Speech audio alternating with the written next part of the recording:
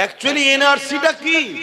এনআরসিটা হলো এই লেবার, গরিব লেবারকে গোলাম বানানো। খাঁচার মধ্যে ভরে দাও, বড় বড় কোম্পানি আসবে যে আমার আজকে অমুক এলাকার পাহাড়টা ভাঙার ব্যাপার আছে, বড় বড় কোম্পানি, আমার 10,000 লেবার লাগবে, 10,000 গরিবকে নিয়ে যাবে, নিয়ে যে ভাঙাবে, কিছু খেতে দেবে। এটা শীতকালের সময় ছিল, আজকে একটু পদ্ধতি চেঞ্জ হচ্ছে। এ কথা বুঝছেন? ইসলাম বলছে এই সকল জালিমদের বিরুদ্ধে লড়াই করা ফরজ।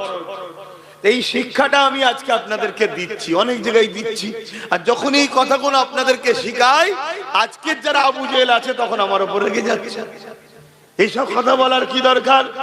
নামাজের কথা নেই, রোজার কথা নেই। আরে নামাজ তো ব্যক্তি জীবনের ইবাদত, তা নামাজের কথা একে শোনাবো কেন? নামাজ আমি পড়ছি, আমি জানি নামাজের ট্রেনিং তো বাপ মাকে দিতে হয়, ওটা তো বাপ মার কাজ। কিন্তু নামাজ পড়ার পরেও 72টা দল জাহান্নামে যাবে, সেই শিক্ষাটা তো আমাকে দিতে হবে।